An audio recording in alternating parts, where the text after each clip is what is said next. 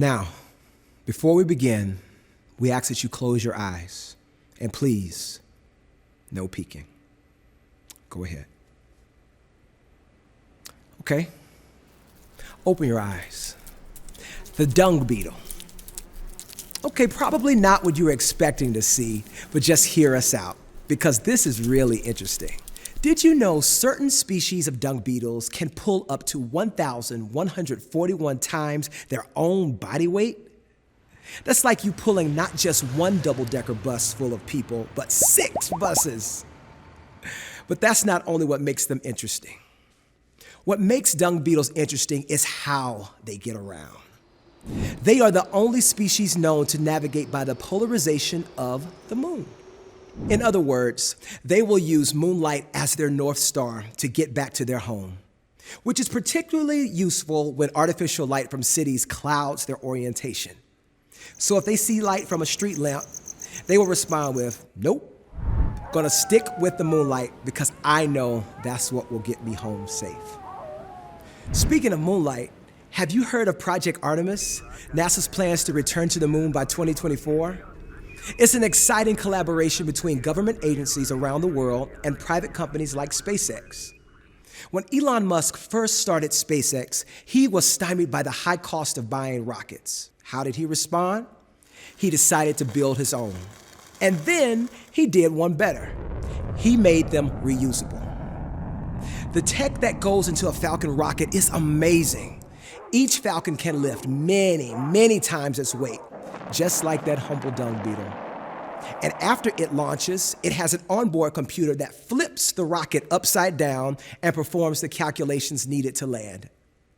The computer has to figure out how to slow down from 2,900 miles per hour to 15 miles per hour and come in at exactly the right angle to land, while also responding to wind direction, air pressure, and other atmospheric conditions with zero margin for error. One mistake, and Elon Musk is out one $90 million rocket.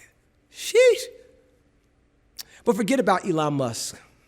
Let's talk about you. See, every day you wake up, you go to work, you face unexpected challenges, unbelievable hardships, and life-changing moments. The question isn't if you will respond to what you will face, or when, or why. The question is how. You may not be a beetle, but you deal with a lot of stuff that feels 1,000 times bigger than you, and yet you roll with it, clinging to truth and transparency to light your path back home. And you're not an astronaut on the moon, but you make immediate adjustments to any situation, adapting to insurmountable changes thrown your way so that you can land on your feet safely. You respond every single day to what life brings. And the decisions you make are like a wave impacting others in how they will respond, and so on and so on. See, how we respond matters to one another, to the ones who will risk everything to protect you, to the ones you'll protect, to our families, our friends, our neighbors.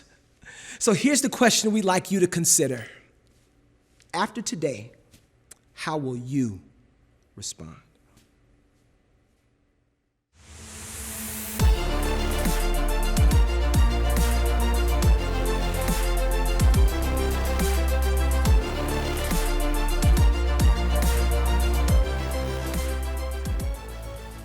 Hello, and welcome to Accelerate 2020.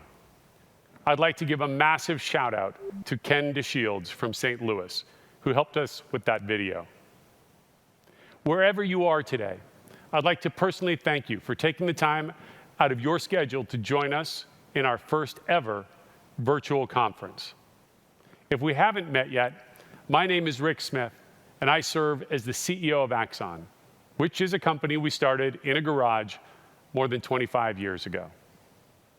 Since then, Axon has grown into this place that attracts some of the most talented folks in the tech world and beyond, in pursuit of our mission to protect life. It's a mission that we bring up often because it's our North Star, or like the dung beetle, it's our moonlight that guides us and keeps us focused on why we do what we do. Speaking of dung beetles, I think it's safe to say we've all had to roll with a lot of unpleasant stuff this year. Of course, we can't control what the world throws at us, but we can control how we respond. Who's heard of Tobias Weller? Tobias is a 9-year-old with cerebral palsy who completed a full marathon this year. That's 26.2 miles, all with the help of a walker. He did this because he was inspired by a story he saw about Captain Tom Moore, a war veteran who decided to raise money by walking laps around his garden on his 100th birthday. Two incredible people, 91 years apart, responding in moments of inspiration together. So yeah, how we respond really does matter. When two of my friends were shot and killed 30 years ago, I felt a powerful urge to respond, to make things different. Now, I took inspiration from science fiction, asking myself if we just might be able to invent technology that could eventually make bullets obsolete. Many of you know I love imagining the future through the lens of science fiction. Unlike fantasy or other art forms where stories revolve around magic and mysterious forces, science fiction uses physics, biology, and a broad range of scientific fields to describe worlds which could one day be real, carrying the possibility that we can invent them. Science fiction has inspired many inventions that have become real, from rocket ships to the cell phone, and yes, taser weapons. Sci-fi also gives us concepts that inspire the human condition. May the force be with you. Live long and prosper. And I see you. For his blockbuster film Avatar, James Cameron and his team created an entire language, Na'vi, for the people of Pandora. And the most powerful concept was their greeting, Wel Nungatakame, or I see you. Not meaning the simple, I can see where you are, but a much deeper concept of seeing the person before you, connecting with them, seeing who they are. In other words, empathizing and connecting. This year, I see you out wearing your mask, protecting others, while wondering if you might bring an infection home to your families. And I see you doing this, knowing that this virus has killed more of your brethren this year than guns and vehicle accidents put together. Normally, those are the top 2 killers, each on their own. And I talked to you as the pandemic exploded, hearing the fatigue in your voices. And you told me that at least there was a bright spot, that people were starting to appreciate you again for helping them through a crisis, much like after 9/11. We talked with a few of you, asking, how could we help? And you responded, we need masks and sanitizer. So we rallied, doing what we could, instigating the Got You Covered campaign that we coordinated with the National Police Association and distributing PPE to almost 7,000 agencies. Then, everything changed again, and society exploded. And now, I see you tired, exhausted, sometimes afraid, sometimes resentful of the anger that's directed at you when you are putting your safety at risk every day to make sure the community is safe. I see you receiving and weathering the anger and frustration of problems that have roots that go back many generations. And to my Black colleagues and fellow citizens, I see you too. You have borne the brunt of this viral scourge with death rates well beyond your share, earning less than your white counterparts in more congested neighborhoods with less access to health care and other vital services. These past few weeks, I have come to see you and to understand you in ways I did not before. And so for all of the pain in these past few months, this new understanding that many people like me are forming gives me hope that we will all focus to make tomorrow different than yesterday. But alas, we cannot choose the world into which we were born. We cannot control what the world throws at us. But again, what we all can control is how we respond. So why am I up here talking about this? I'm a white guy, a CEO of a public company. I've never been a police officer, never been an EMT or in the military, and I've never been a person of color. But I see what's happening, and I want to see you, and I want to help. So what can I do? How can I respond? Well, I have this incredible privilege of leading a team of well over 1,000 incredibly talented and passionate people. And like me, they're all asking themselves, how can I respond? Well, what we can do is make technology that might help all of us be able to respond better. Like you, we chose our line of work because we're passionate about making a difference.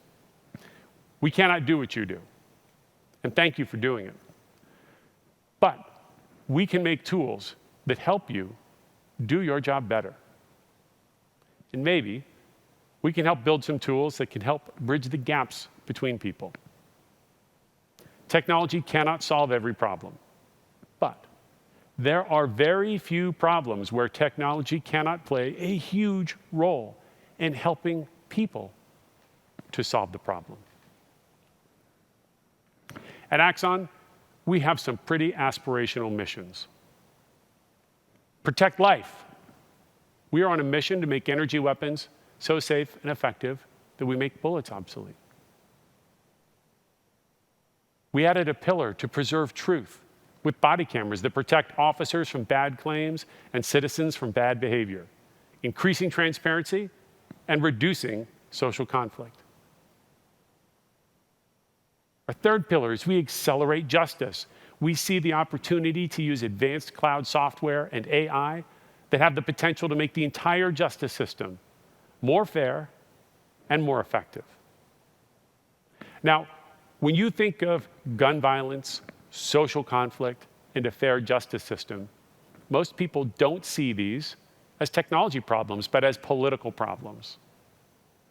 We frame them as problems where technology can play a transformative role. And so as we look at all of the pain and anger in the world today, we ask ourselves, what can we do to help promote equity? Our superpower is creating technology to address social problems that many other people might see as intractable. And so we've added a fourth pillar to our mission: centering racial equity, inclusion, and diversity. Now, I guess your first reaction is you're probably asking, well, how can tech promote equity? Well, let me give you a few ideas. What if we could build virtual reality experiences that might teach a new law enforcement recruit what it's like for young adults growing up in neighborhoods of color, receiving the talk, and being on the receiving end of harsh or dismissive interactions? And what if we could build VR experiences that might help the public to see some of the incredible challenges law enforcement officers face every day? And what if we could build intensive experiences that help train new recruits to intervene when another officer, even one much more senior, has crossed the line? These are actionable things that we can do that just might help us see one another. What if we could work with agencies to create a new performance review system where individual officers self-review their most difficult situations, like pro athletes who review their game tapes to get better for the next game? And what if those situations then went to supervisors with an eye towards always improving performance, not doling out punishment? In the aviation industry, every near miss is surfaced for a blameless review, all in the interest of continuing to improve the safety of the entire system for everyone. I would not fly on an airline where pilots were afraid to share their near misses. Now, we at Axon, we can't change the policies and the cultural norms in policing, but we can build the tools and the technology to help you do it. We are hearing consistent and emphatic calls for change from the most prominent leaders of law enforcement, and we are excited to help build the tools to help. The power of our mission not only inspires us, it allows us to attract some of the most talented and passionate innovators in the world to come join our company, to join our mission. And the most important ingredient to create truly transformative technology is simply to attract truly exceptional people. So today, I'd like to introduce a new member of our team who will tell his story and how our mission inspired him to join us. Jeff Cunnins is our new Chief Product Officer. Jeff was Vice President running Alexa Entertainment at Amazon. Early in his career, he led the product development team that developed one of the earliest voice assistants, way before Siri, even before the iPhone. So as we look to a future where AI and voice interaction will become more and more central to every technology experience, we could not have found a more qualified leader than Jeff. Thanks, Rick. I'm thrilled to be here. In my experience, one of the most critical things that makes any company successful is the culture, which is I hope you can see from every interaction you've ever had with Axon shines through here at the company. Rick and the entire team simply radiate with the bold audacity to invent amazing things on behalf of our customers and the communities they serve, paired with a healthy dose of humor and humility. At this particular moment in history, the specter of gun violence and threats to social justice around the world have created a need for hundreds of millions of people to both feel more safe and to actually be more safe.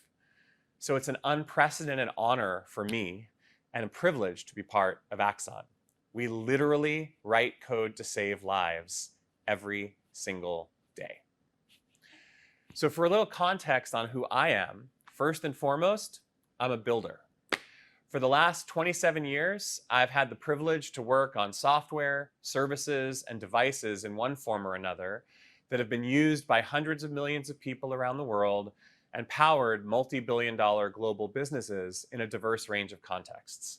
I try to always be hands-on, to be dive deep, to be customer obsessed, and I see that same commitment and passion throughout Axon. One of the most exciting things about Axon is our opportunity to create devices and cloud services and SaaS subscriptions and mobile apps that all work together to create a flywheel effect of customer loyalty and long-term value. That flywheel is great for customers, it's great for Axon, and it's great for the communities we all serve. For a little more perspective on why I joined Axon beyond the business model, beyond the opportunity, I mean, look, I loved Amazon. I still love Amazon. I was very happy there for 5.5 years with zero intention whatsoever of making a change. And in particular, I was thrilled to be part of Alexa and helping invent the future of cloud-based voice assistants, especially having previously spent 8 years of my life at a company called Tell Me Networks, which was one of the early pioneers in that space. But a member of Axon's board was instrumental in introducing me to the company. And then 3 things happened in quick succession that ultimately convinced me I had no choice but to join Axon and to become part of its mission to protect life and to obsolete the bullet. First, there was a shooting just a few miles from our children's elementary school, and one of the teachers was shot. Thankfully, she survived, but it brought the reality of the world we're all living in even closer to home.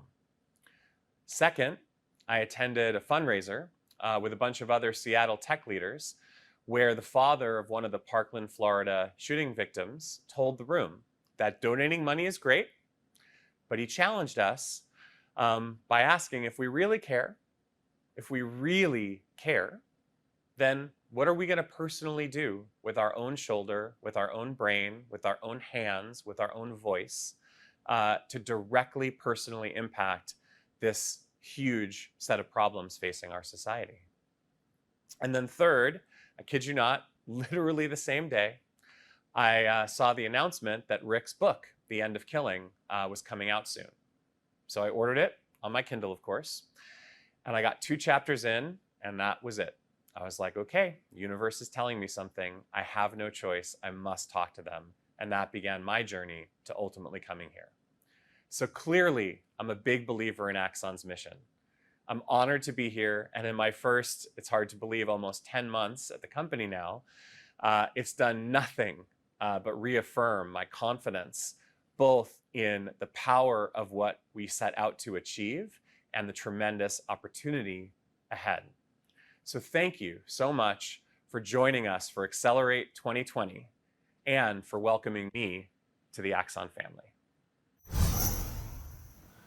It's people like Jeff and our teams of people around the globe who are responding, not just to these most recent events, but to our long-term mission. This past year has been pretty exciting on a number of fronts. We've had a fair number of breakthroughs since the last time we got together at Accelerate. Starting with the core of the Axon network, Axon Evidence. We introduced a number of new advancements, including a complete redesign of our case functionality. We've added third-party CCTV integrations, new image redaction tools in Redaction Assistant, the ability to view PDF documents, and much more. We continue to invest in our DEMS offering to help it make your agency more efficient. We began shipping Axon Body 3, our first real-time connected camera that supports real-time alerts, location, live streaming, critical evidence offload, and sets the stage for real-time data analytics through our Axon Aware technology. More on that in a few minutes. Since September of last year, we've shipped over 125,000 Axon Body 3s. And Axon Records is live in several major cities. And we're expanding our footprint with deployments across the country, now including Baltimore. Axon Records reimagines records management with video at the heart of the record, with dynamic forms that cut away all the clutter of the endless fields of tabs, and allows for multiple officers to collaborate simultaneously in the same record, not have to wait for each other. We deployed our new dispatch system with our first customer, unlocking the power of real-time communication and alerts directly from Axon Body 3 and integrated right into dispatch systems. What we have built is so much more powerful than old-school systems that we simply can't bring ourselves to call it computer-aided dispatch. But we'll go deeper there shortly. We've shipped nearly 100,000 TASER 7s, which represent a dramatic improvement in officer safety. We're working with agencies to study the field effectiveness of TASER 7, and early numbers are strong. In a recent survey of users, 97% of those who had used a single-shot TASER device before said TASER 7 made their officers feel more confident in the field. As you know, we are on a mission to make the bullet obsolete. If we're going to achieve this, we need your help. Specifically, we need your help in gathering accurate data about how TASER weapons are performing in the field. So if your agency might be willing to share your TASER use of force data with our CJIS-compliant analytics team, please send me an email to rick@axon.com. You can help us with our research to make the bullet obsolete. This data will save lives, and it will help your agencies better protect your officers and your community. Speaking of use of force data, we also launched a product called Axon Standards this year. Standards is a use of force reporting system designed to ensure that every professional standards investigation goes smoothly. It speeds up workflows and puts digital evidence from body-worn camera footage, photos, TASER data, and all the other data at the heart of every report, so that you can ensure your agency is performing your standards and maintains transparency with the community.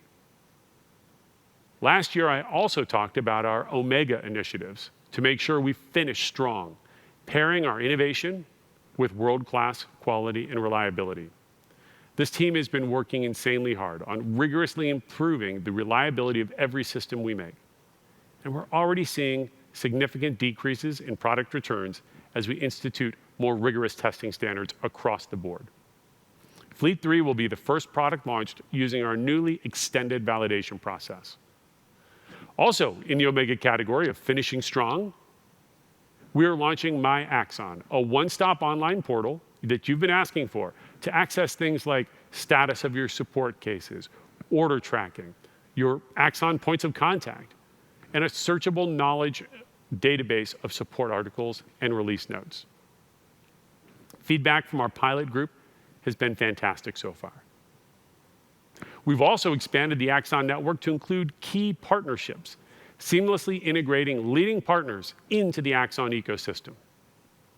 To bolster our upcoming Fleet 3 in-car video system with automatic license plate reading capability built in, we partnered with Flock Safety, a venture-backed startup that is deploying the most effective and disruptively priced fixed ALPR systems available.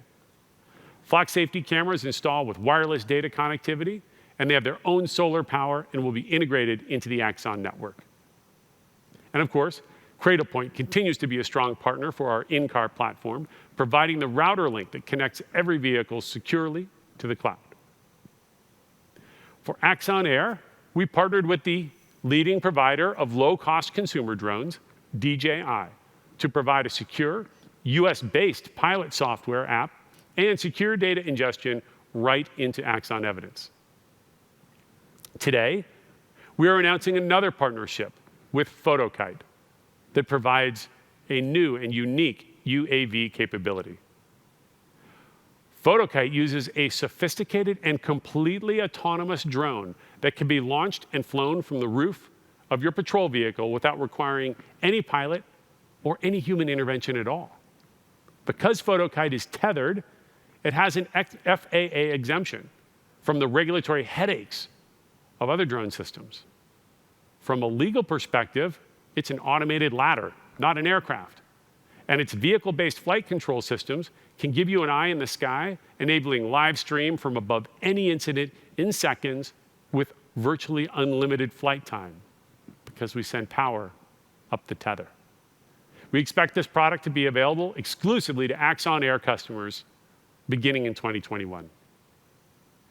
For CCTV, we partnered with Input Ace from Ocam, allowing playback and support for hundreds of various CCTV codecs directly in Axon Evidence, strengthening our core digital evidence offering so it can help you centralize even more data and workflows, blowing away silos. We partnered with both Verizon and AT&T FirstNet to ensure that you have prioritized service to enable Axon Body 3 with Aware. And our largest partnership is with Microsoft, who runs our data centers that now protect over 100 million gigabytes of your data. And they spend over $1 billion a year in cybersecurity spending. And that just augments everything in our information security program. It's been a busy year, to say the least. The only thing that's more amazing than watching our team's ability to keep delivering against an aspirational roadmap in the face of a global pandemic, all while working from home, has been watching your teams out working in the middle of this pandemic in the most challenging conditions I have ever seen. As proud as I am about the achievements of the past year, I'm even more excited for the year ahead. I mentioned Fleet 3 a bit ago, which is now in early field testing. It was developed from the ground up with an all-new architecture, and it's not only going to bring ALPR affordably to every police vehicle, it's going to blow your mind with enhanced stability, wired connections, live streaming, real-time alerts, and crystal clear video. We can't wait to show it to you. You'll also hear from our auto-transcribe team, a new product we're launching using a technology called hypermedia at its core. Have you ever noticed the HTTP in front of the name of every website you type in a browser? Well, if you've ever wondered what that stands for, it stands for Hypertext Transfer Protocol. And it's pretty important because hypertext is the core technology behind the internet. It's what gives the internet structure. It allows you to add links from any word to any other web page or information. Without hypertext, the internet would be a giant pile of disorganized, impossible to navigate documents. Hypermedia takes the concept of hypertext to the next level, embedding hypertext within media files, unlocking the valuable structured information within them.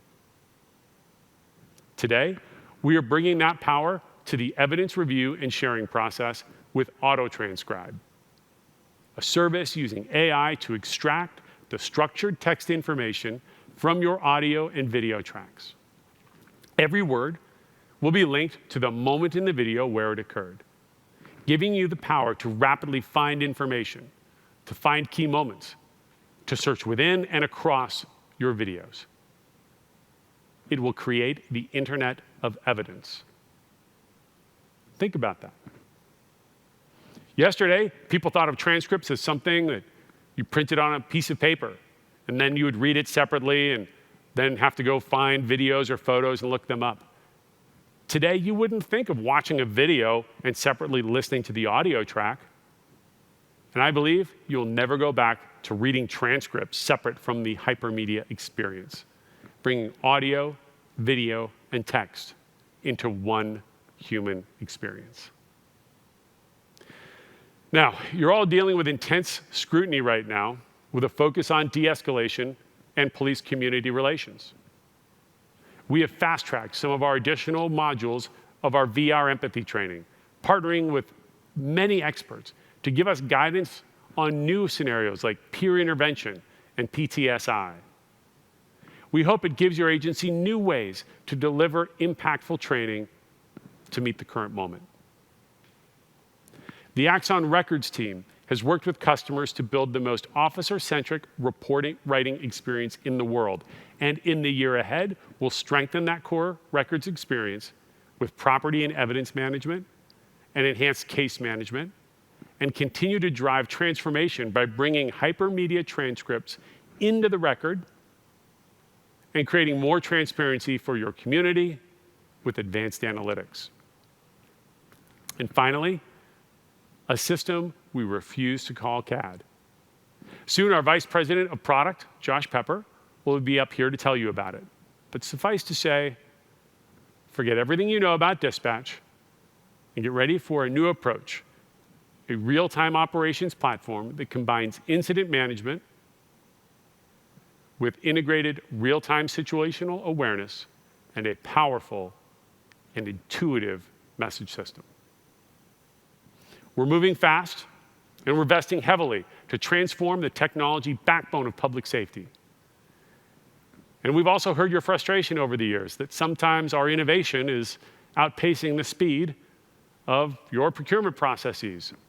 That's why we developed our Officer Safety Plan, which equips your agency with the latest taser weapons, body cameras, and software, where we've included hardware and software updates so that it keeps you always up to date.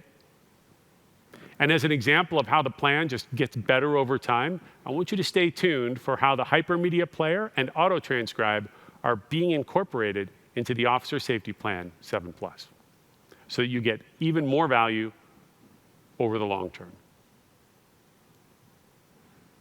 You may not know this, but this conference is being watched around the world by thousands of people from all areas of public safety: fire, EMT, federal, corrections, the military, and of course, law enforcement. Look, we know we aren't the ones on the ground dealing with the state of the world like many of you are, but we have pledged to do our best to give you the best technology possible to help you respond in ways that maybe you didn't think were possible before. And that's what today is all about. I can't wait to get started. And so with that, I'd like to hand it over to our MC for the day, our Vice President and General Manager of Federal and Military Programs, Richard Coleman. Welcome, Richard. Thank you. Knocking good. Thanks, Rick. It's always inspiring hearing you speak. Rick has just kicked off what is really going to be an amazing day. This is the first virtual Accelerate. I want to thank you all for joining us and participating to make this a truly outstanding Accelerate 2020. As Rick mentioned, we have viewers coming in from all different parts of the world, from many different sectors of public safety and law enforcement. Because you're such a diverse audience, we made sure Accelerate has something for everyone. From breakout sessions to special guest speakers to our key product presenters, everything was designed in detail to give each of you a vision into how Axon is applying its technology across every single category within public safety and law enforcement. I would encourage you throughout the day, as you listen to presenters, to think about how you might use this technology to improve situations and outcomes in your organizations. And be sure to write down questions you might have, because you'll be able to ask the experts during our live question and answer. Once our session presenters are finished, we'll take a little break before jumping into our breakout sessions, which you should have already signed up for. But don't worry, if you haven't, it'll be easy for you to join. Now, after the breakout sessions, we'll all come back right here for the keynote presentation by Jocko, who wrote the bestseller, Extreme Ownership. I read it, it was amazing, and I'm telling you, you definitely don't want to miss it. We'll finish the day with a full-on Cahoots trivia game that you don't want to miss. There will be prizes given out from our sponsors, so I want to see those competitive spirits.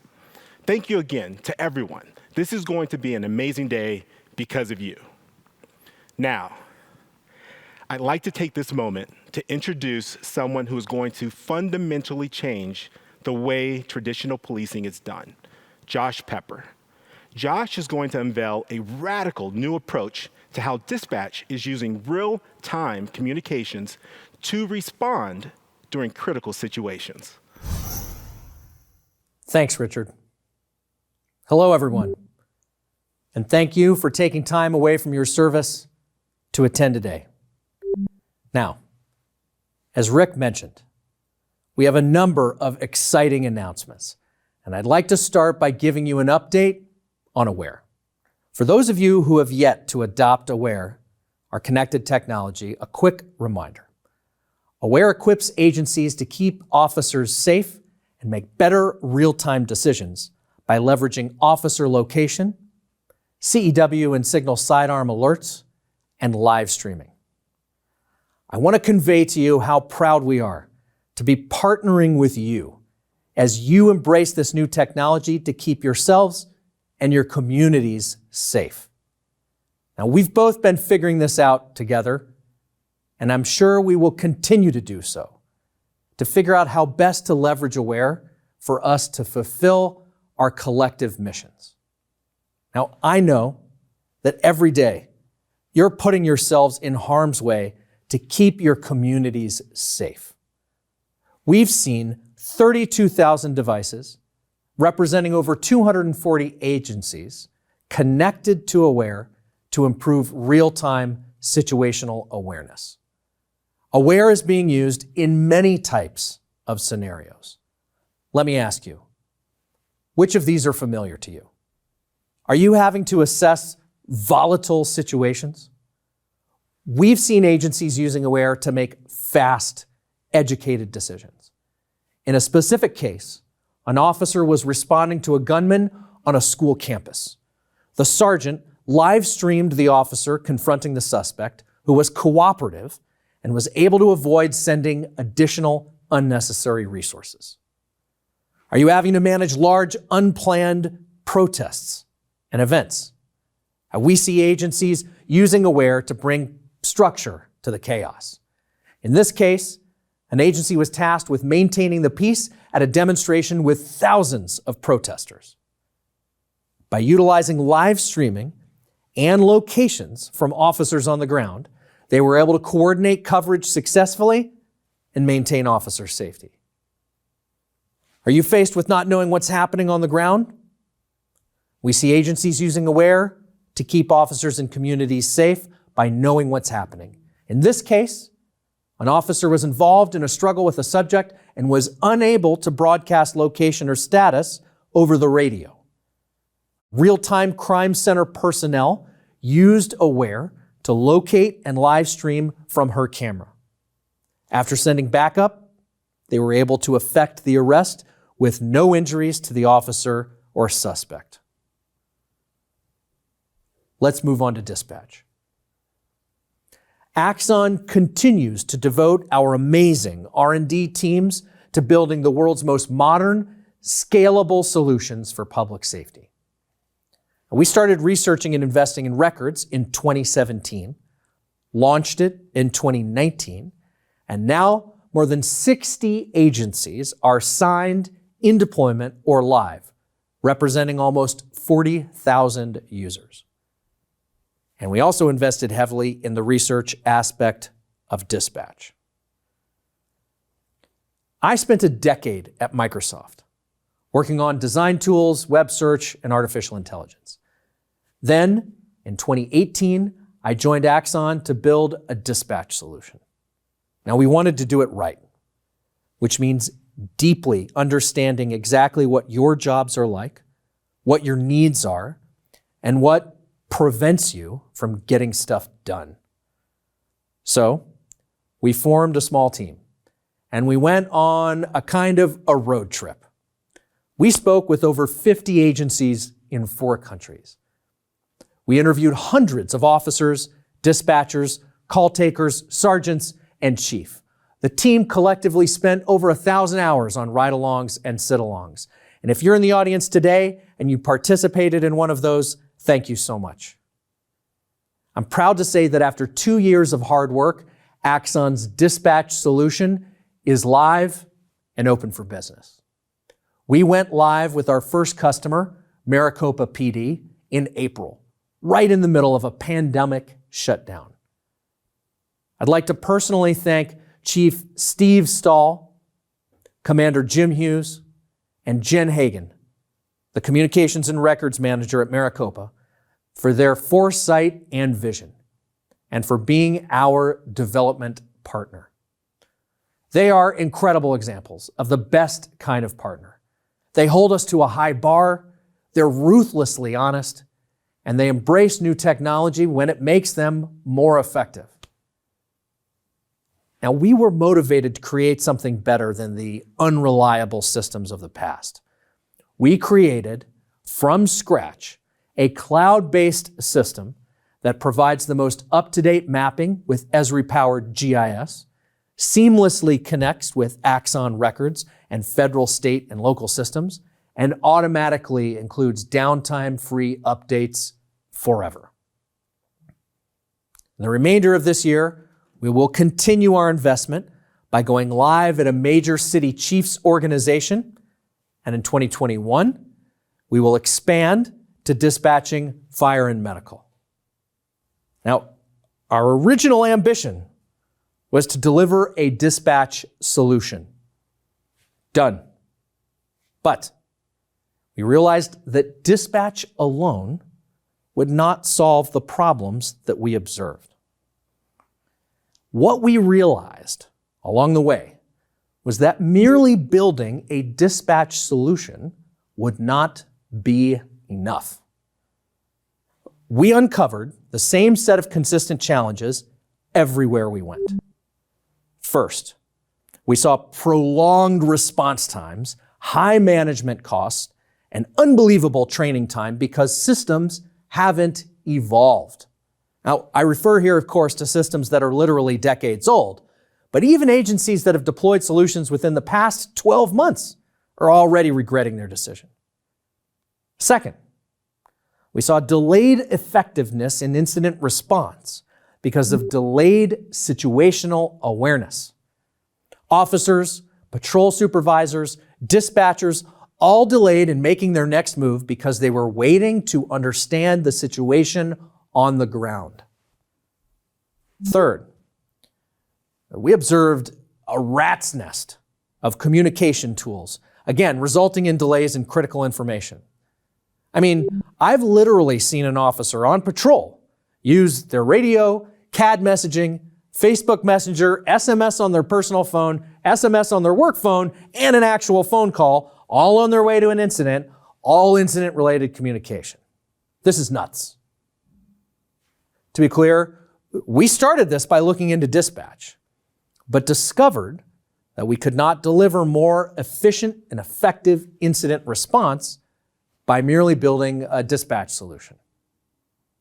We needed to rethink from the ground up a new type of product, something that could deliver faster response times with modern incident management, more informed decisions fueled by real-time situational awareness, and streamlined communication with a unified messaging application.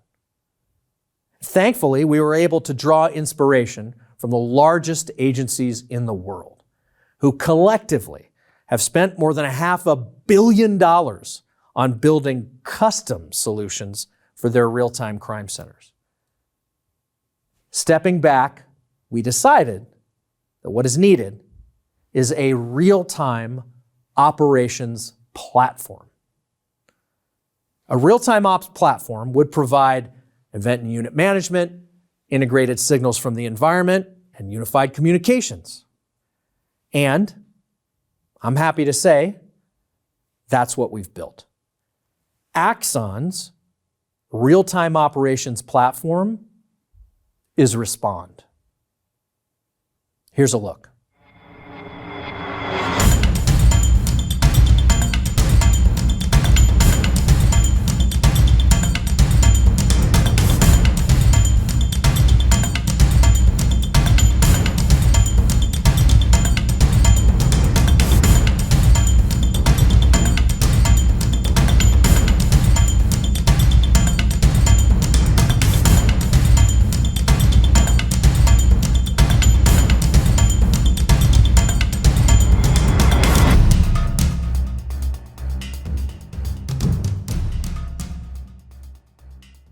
I'm happy to say that while this is in part an aspirational vision, it is also real.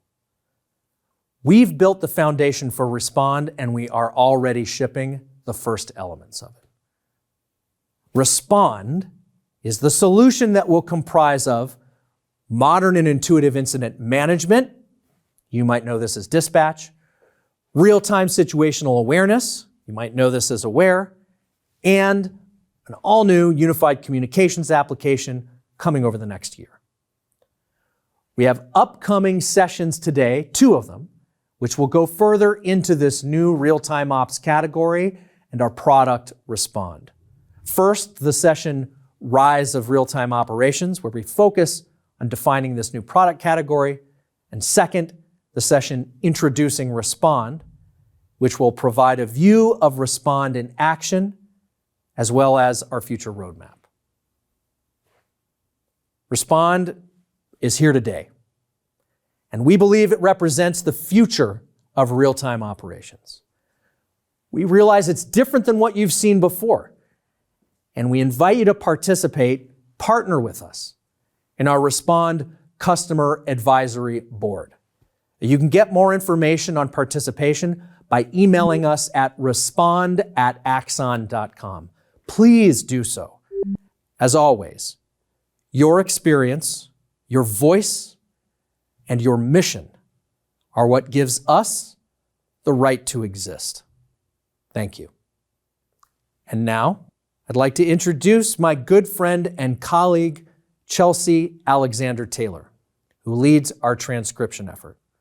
She's going to give you an update on developments in auto transcription.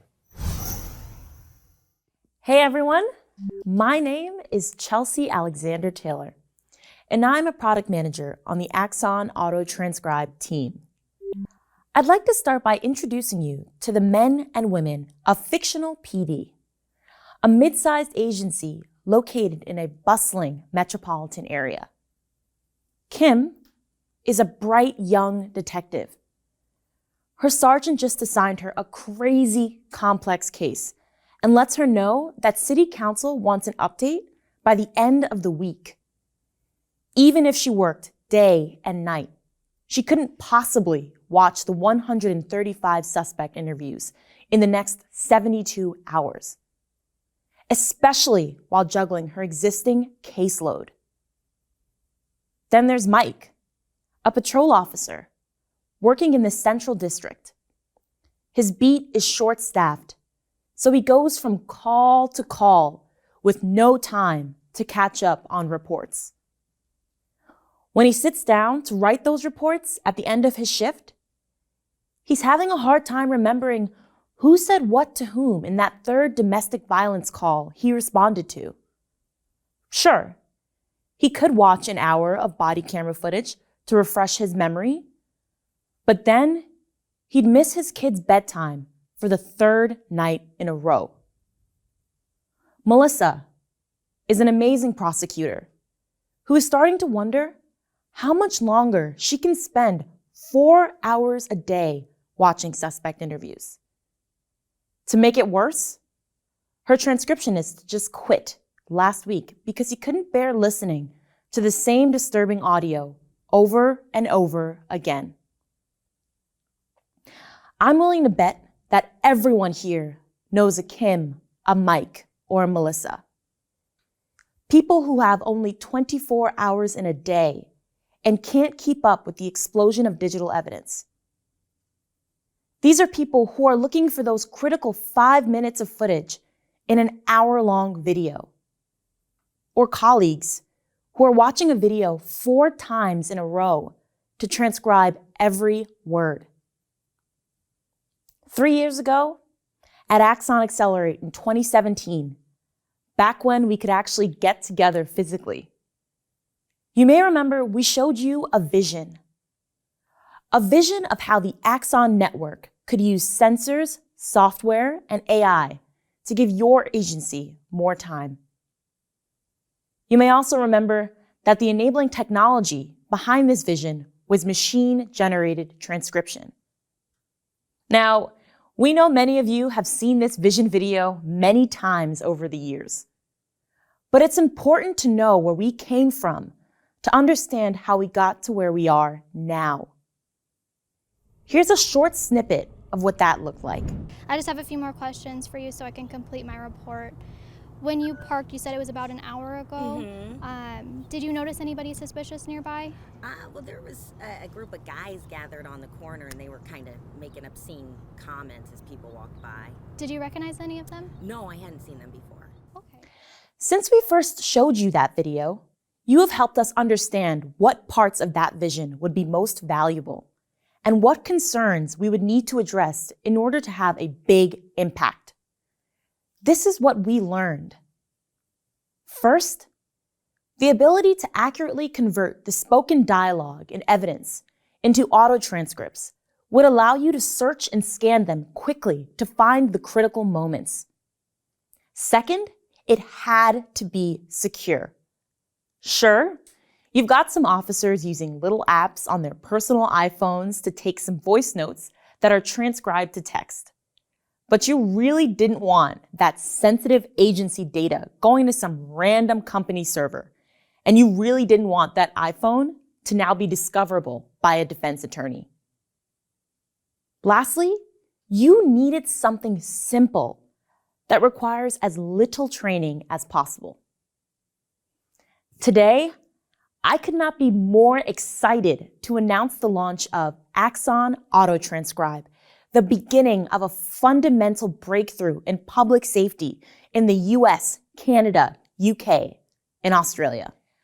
The first 2 features of Auto Transcribe, Review Assistant and Transcription Assistant, are going to change the way the Kims, Mikes, and Melissas of the world do their jobs.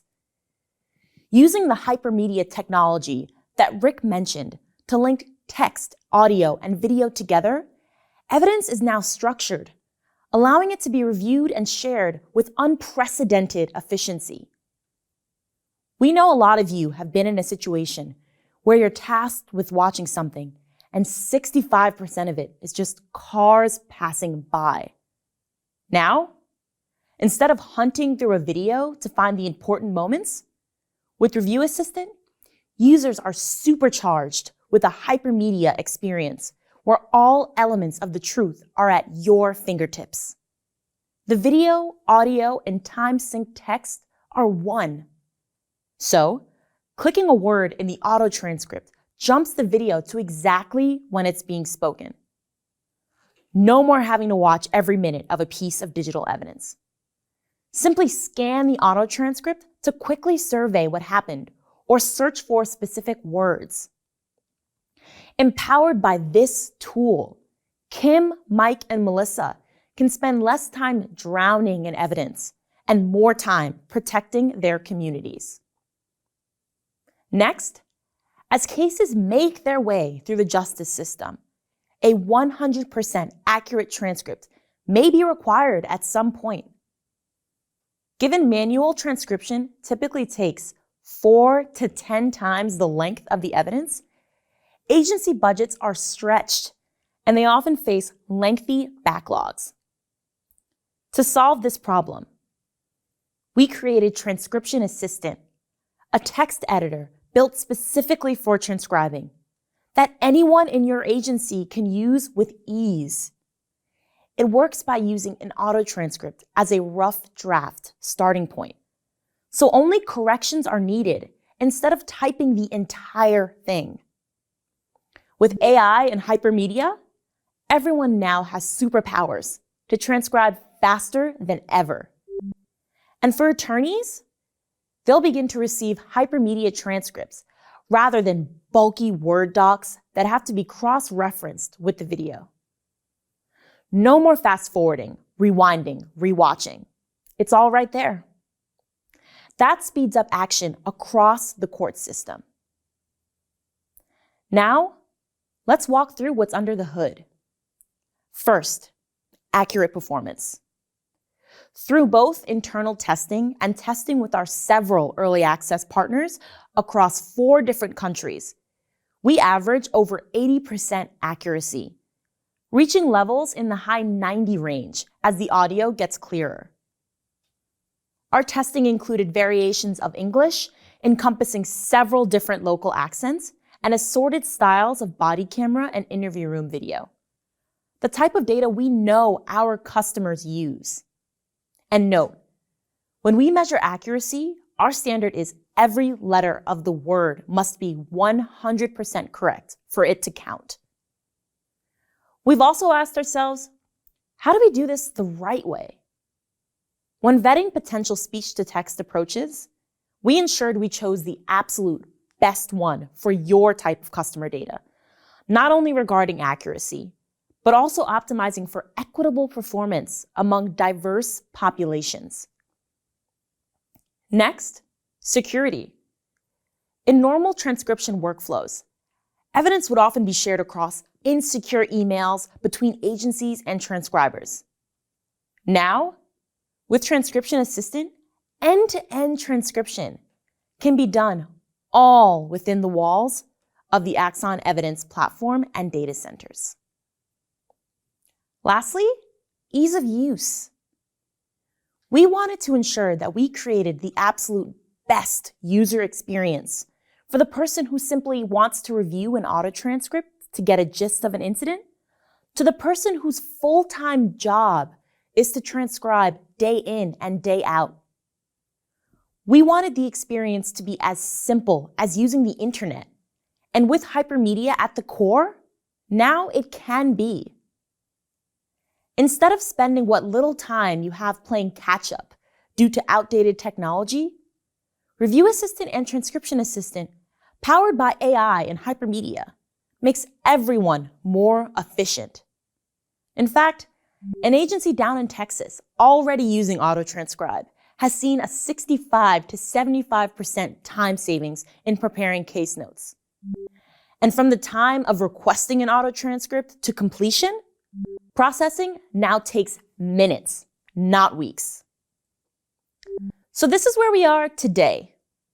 What about tomorrow? Well, we aimed far 3 years ago, and in true Axon fashion, we continue to aim farther.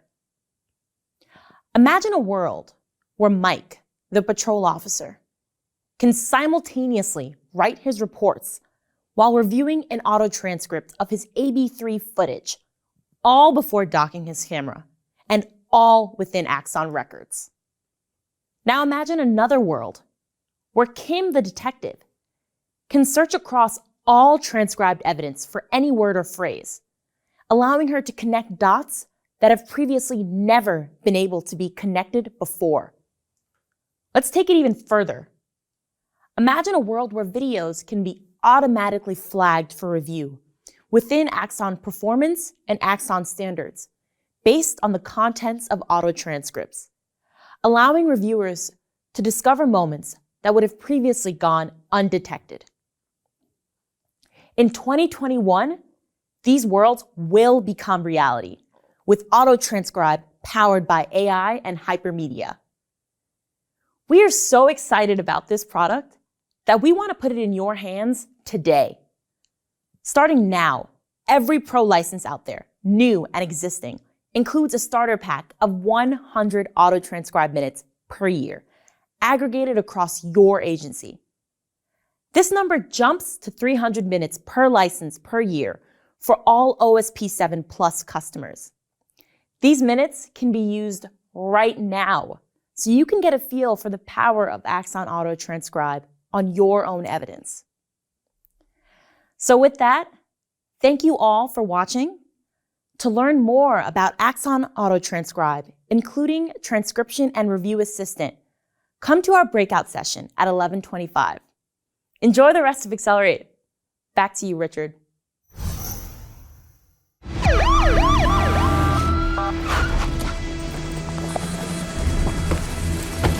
Go, go, go.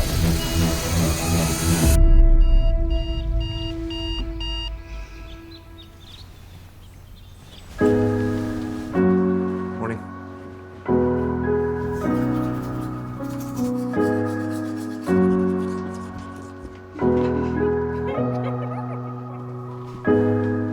We have more in common than we tend to think.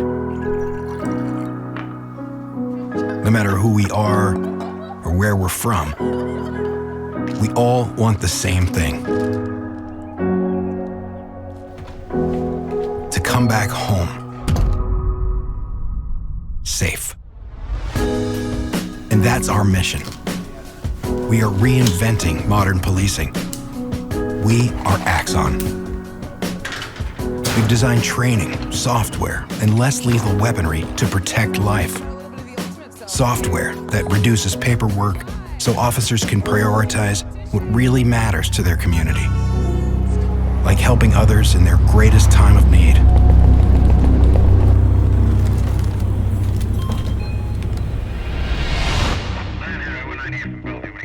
All right, Robert, 808 copy, en route. We've designed body cameras that capture truth to provide transparency and accountability for all, and empathy training that helps de-escalate incidents safely. I'm here to help you. Do you want to tell me what's going on here today? I don't know where I am. We can go outside and get some fresh air. We're gonna figure this out together, all right? All these tools come together to give officers the chance to protect life without taking life.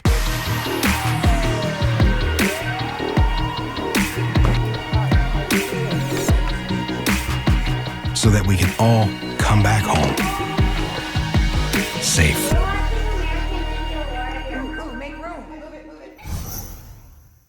For those of you who don't know much about us, here's one thing you should know. Axon's mission is to protect life. We can talk about product technologies, we can talk about specs, but at the end of the day, our mission is to provide the best technology available to keep both public safety and the communities they serve safe, which is why many of you from other areas that are not in public safety are here with us today. And that mission, protecting life, is something we believe is more relevant today than ever before. And I know our next guest will agree. It is truly an honor and a privilege to welcome our next guest. Chuck Ramsey has a 45-year legacy in law enforcement, starting as a cadet in his hometown of Chicago in 1968. In 1998, he was named commissioner of the Metropolitan Police Department of the District of Columbia, a post he held during 9/11. As DC's police commissioner, he oversaw a 40% reduction in crime rates. In 2007, he became commissioner of the Philadelphia Police Department, where the homicide rate dropped 37% and the violent crime rate dropped 31%.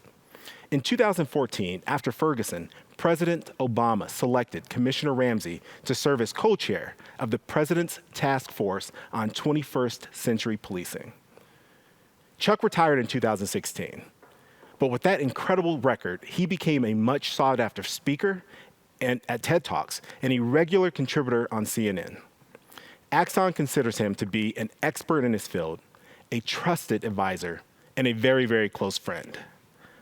We believe in his approach to policing, a focus on developing long-term community relationships that build trust, reduce crime, and provide justice. When it came time to plan this year's conference, Commissioner Ramsey was one of the first people we thought to give his perspective on what's going on around us now. So it gives me great pleasure to introduce Commissioner Chuck Ramsey. Hey, Chuck, thanks for taking the time to join us today. It's quite all right. Thank you for having me. You know, I just watched the TED Talk you gave back in 2016, which was right after Ferguson. And you said that, you had not experienced anything as challenging during your career as what happened after Ferguson. And now here we are 4 years later, and I think it definitely feels even more intense. What's your perspective on what's happening right now? Well, first of all, it is more intense. But at the time, we had just gone through the demonstrations following the death of Michael Brown and Eric Gardner in New York City. And it was unprecedented at that particular point in time. But today is on a whole different level. There's no question about that.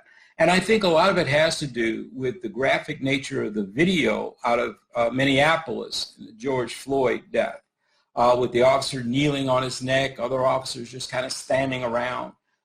It really did make people stop and think and said, whoa, wait a minute, is this really the kind of thing that goes on in policing? Now, we know that that's not the norm, but it doesn't matter. These videos are powerful. They have a huge impact on our society.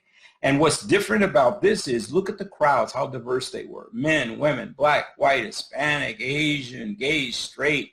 I mean, very, very diverse. And the demonstrations weren't just in the United States. They were taking place in other countries as well. And so this is quite different. But on a positive note, I think, and I get the sense, that this could actually lead to real change. Because I don't think after Ferguson, we took advantage of the period of time between Ferguson and now to really put in place many of the reforms that was recommended through the President's Task Force report that I had the honor of co-chairing back in 2015.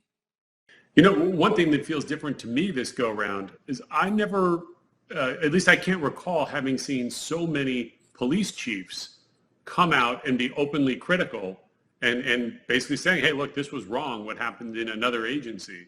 And I ascribe some of that to the fact that the video, man, the truth had nowhere to hide. I mean, listen, you're absolutely right. I mean, you could not look at that and justify it in any manner, shape, or form. And I think that one of the first step toward reform is to get away from this notion that, there might have been some extenuating circumstances or something that I'm not aware of, or it's just a few bad apples, for an example, that's commonly used. Listen, the majority of people in our profession are decent, honest people that do the best they can every single day. There's no question about that. But when you start seeing more than one bad apple laying on the ground, you better check the tree to make sure there's nothing wrong with the tree. And that's where we've got to start looking at. We've got to see what is it within our profession that could be systemic, that actually leads to some of these cases that we're now grappling with. And I think that's an important thing for us to really look inside what we're doing and acknowledge those things that do need change. That doesn't mean that you paint everybody with a broad brush, but clearly there are areas of improvement, many areas for improvement. And again, what we tried to do in the task force report was set a framework that people could take a look at and review and then begin implementing different recommendations in order to start moving forward to make sure that they're providing the best police service they can possibly provide. So a few moments ago, you made the comment that maybe we weren't as assertive in implementing reform after the Michael Brown incident. As you look at it, which of those recommendations do you think are the most important to put the energy behind? Or is it a new recommendation you'd have for reform? The most important recommendation, and we made it very first pillar, we call them pillars, in our report was building trust and legitimacy. Because without that, nothing else really works and nothing else really matters. And the reality is that in many of our communities, especially our more challenged communities, we either had very fragile trust or we had no trust at all. Now, this isn't a new phenomenon. When I started my career in the late 60s, early 70s, there were communities in Chicago that we went into. Nobody spoke to us. People would look at you strangely. You could feel the tension. So this is not new, but it has boiled to the surface to a point where you can no longer ignore it. Now, I think we made inroads with community policing, and that's been around about 40 years now. But once we got incredibly data-driven, we got away from the element of just, understanding that policing is really about people, and it is about that human interaction, that I think we kind of moved away from building those relationships that we need to be successful, and we're paying for it now. When I've heard you talk about building trust and legitimacy, I've also heard you connect it to this concept that law enforcement's mission is much bigger than just enforcing the law. Can you share some of your thoughts there? Well, when you think about it, we need to, in our training, for an example, we teach officers, you make out this report for this particular offense, here's the criminal code, you need to memorize it, and all those kinds of things. All that is good, use of force training, firearms training, all that sort of thing. But very little time devoted to the real educational component, which needs to be included in police training. One is understanding the role of police in a democratic society. The other is the history of policing in the United States. Now, let me get to the whole point about the role of police in a democratic society. We all take an oath, whether you're a sheriff or whether you're a police officer, you take an oath. And within that oath is a couple things. Number one, protect the public, enforce laws. But there's also a section in there, a line that says to enforce or to safeguard the constitutional rights of all people. Now, if you ask the average police officer what their role is in society, most of them are going to say to enforce the laws or, provide public safety in all the neighborhoods. Rarely will anyone say that their role is to protect the constitutional rights of all people. But stop and think about that for a moment. If that was the mindset, if that was the attitude of every police officer, we wouldn't be having this conversation right now. And we would not have seen all the protests. We wouldn't have had a George Floyd or Michael Brown incident, because things would be different, because we would approach things differently. And I think that's important. And I think we need to understand the unique role that police play in our society in terms of protecting the constitutional rights of people. And history has shown us that when we lose sight of that, look at Germany back in the 1930s and 40s. I mean, those officers took an oath very similar to the ones we took. And over time, that changed, and they became part of something horrific. And so you can't take for granted that, it's a given that police officers feel this way. As far as the history of policing goes, the history of policing in the United States speaks for itself. I mean, when you think about the civil rights era and the recent death of John Lewis, where they talk about, the march in Alabama when it came across the Edmund Pettus Bridge. I mean, who was waiting on the other side for him? Police. I mean, that's the kind of history, that's the baggage that as a profession we carry. And the officers of today weren't born then. They know nothing about it other than reading it in a history book. But they need to know and understand, because, again, it ties back to trust and legitimacy. Why do some communities mistrust police? It's because the history of policing has not been that positive. In fact, when you look at it, it's clear that police have not always stood on the right side of justice as we would define justice today. And I think it's very important as police officers, as we're serving community, we need to do our best to try to see policing through the eyes of those being policed. If we can do that, then we start to establish the kind of trust and legitimacy we need to be effective in our jobs.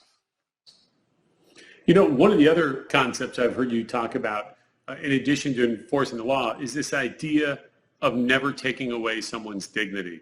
Tell me about how you think about that as a guiding principle.